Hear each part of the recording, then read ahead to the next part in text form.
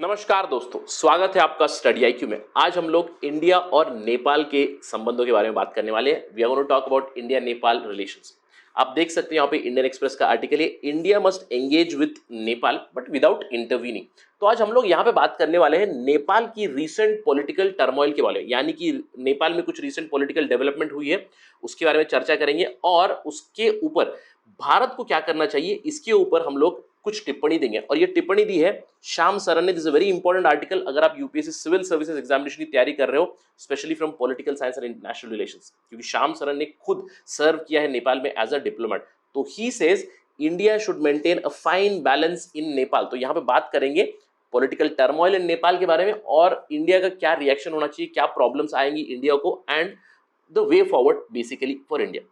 So stay tuned with me to get all this information. I am your friend Rahul Saigaonkar. You can follow me on the IDs that are given here. And if you're preparing for UPSC Civil Services examination, there is a golden opportunity for you to prepare from home safely during these distressed times of COVID-19 pandemic. We have created a smart course for you which includes both prelims and mains content. Just visit studyiq.com or download the app from Google Play Store to know more and avail these services.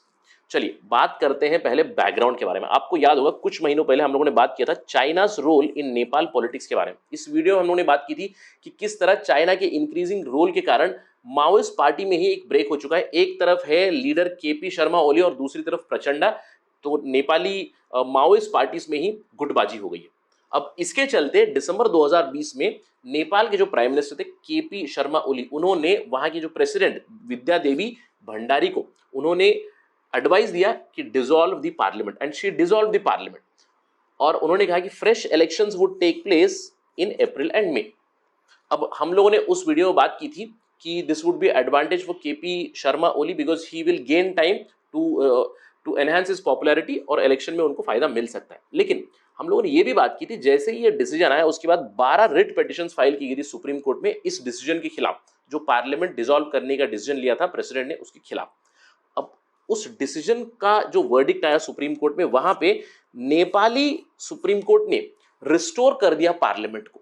अब जैसे ही parliament restore हुआ उसके बाद तो number game चलना था, यानी कि प्राइम मिनिस्टर कौन बनेगा। अब एक तरफ थे केपी शर्मा ओली, दूसरी तरफ Prachanda did not have numbers, तो एक तीसरे प्लेयर खड़े हो गए टू स्टेक द क्लेम। अब एक तरफ थे केपी शर्मा ओली, उन्होंने कहा मेरे पास मेजॉरिटी है। दूसरी तरफ से नेपाली कांग्रेस के शेर बहादुर देउबा ने कहा I also have numbers to prove majority.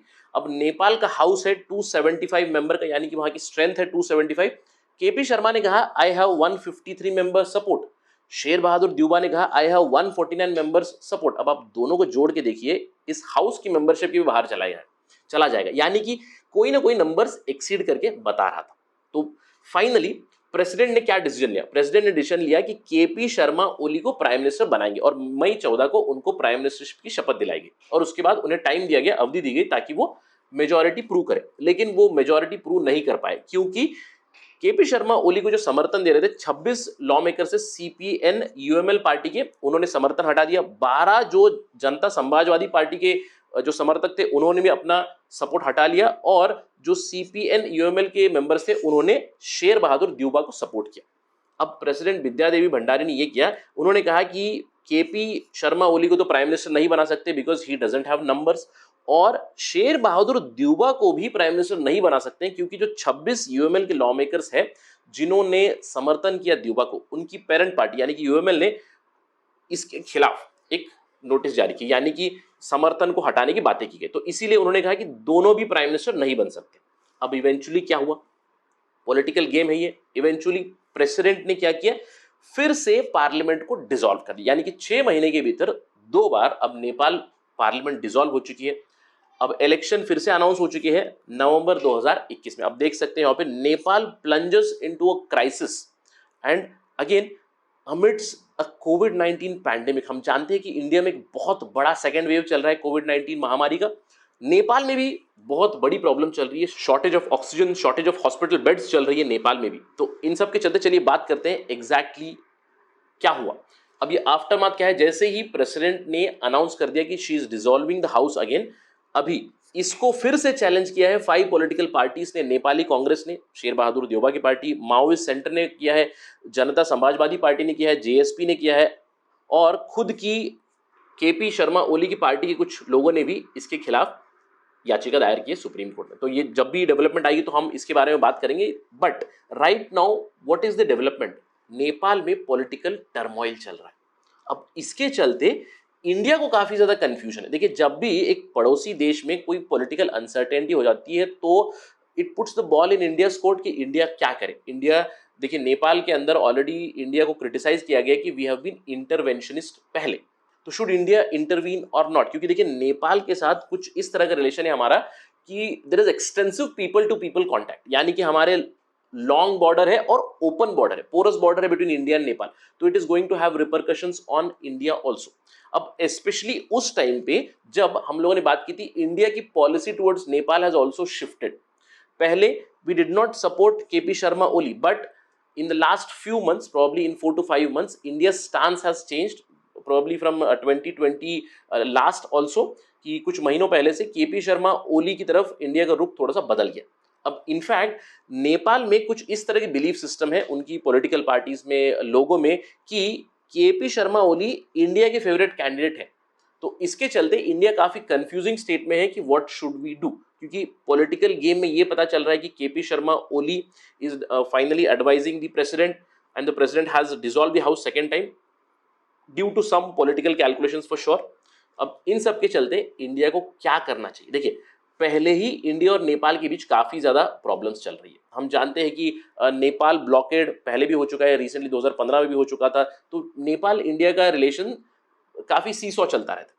अब इन जनरल हमारे बीच में प्रॉब्लम क्या है? देखिए, हमारी जो ट्रीटी है 1950 की, इसको नेपाली अलेज करते हैं कि it is too much skewed towards India, तो इसको बदलने की बातें चलती हैं। इसके अलावा इंडिया और नेपाल के बीच एक टेरिटोरियल इशू भी है, काला पानी का इशू, जिसके ऊपर हम लोग पहले भी बात कर चुके हैं। और इसके अलावा एक इटर्नल प्रॉब्लम तो है ही, सिर्फ नेपाल के साथ नहीं, पूरी नेबरहुड के साथ, कि चाइना का बढ़ता हुआ इन्फ्लुएंस जो है नेबरहुड में, वो इंडिया के लिए प्रॉब्लम तो है ही है। लेकिन इन सब के बीच अभी के पॉलिटिकल टर्मोइल में इंडिया के सामने एक और चुनौती आ गई। अब वो है anti Indian sentiment due to perceived notion कि Indian government is supporting KP Sharma Oli. अब इससे इंडिया को और भी खतरा हो सकता है। So we need to beware of this. अब सवाल ये उठता है कि इंडिया को क्या करना चाहिए। देखिए, सबसे पहली चीज तो है कि इंडिया को समझना चाहिए कि Nepal is right now reeling through कोविड-19 crisis and Nepal is crying out for help. जैसे कि मैंने आपको कहा कि वहां पे भी ऑक्सीजन की शॉर्टेज चल रही है, वहां पे भी हॉस्पिटल बेड्स नहीं है, तो उन्हें भी काफी सपोर्ट की जरूरत है। अब आप ये कह सकते हो कि सर इंडिया को भी जरूरत है, बट इंडिया में हम कह सकते हैं second wave to some extent we have seen fall down in the numbers. अभी हम लोग कह सकते हैं कि 1.5 लाख के आसपास केसेस आ रहे हैं इंडिया में, तो हम लोग मदद कर सकते हैं to our neighbours, specially Nepal.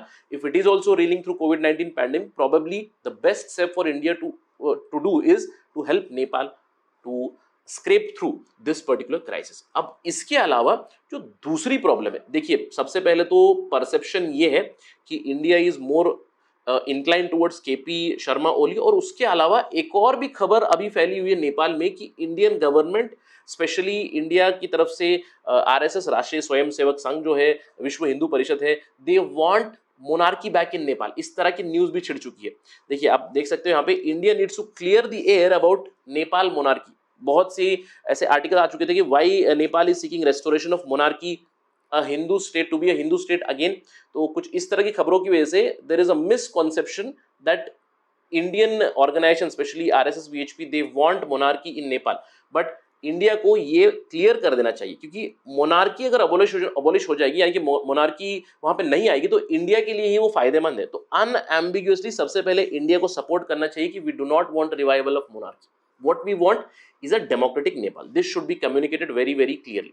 And the next step right now in this political turmoil would be to maintain a one arm distance from everybody. देखिए, India must engage with Nepal without intervening, क्योंकि ये हमारे इंटरेस्ट में सबसे पहले ये चीज है कि इंडिया को एंगेज रहना चाहिए नेपाल के साथ through covid support and through engagement with Nepal across the political spectrum, not just specifically with से केपी शर्मा ओली या फिर शेर बहादुर देउबा या फिर Prachanda, whichever party. India should remain engaged at the people to people level, at the political level with all the political parties, and ultimately India should nudge Nepal towards a true democracy. So that is the best step और best way forward for India as of now. Although India की तरफ से कोई statement नहीं आया अभी तक on this particular Nepal development, but यहाँ पे अगर कोई नई डेवलपमेंट आएगी तो we will bring it to you as soon as possible on study IQ। That's it from my side on this part of discussion. Thank you for watching.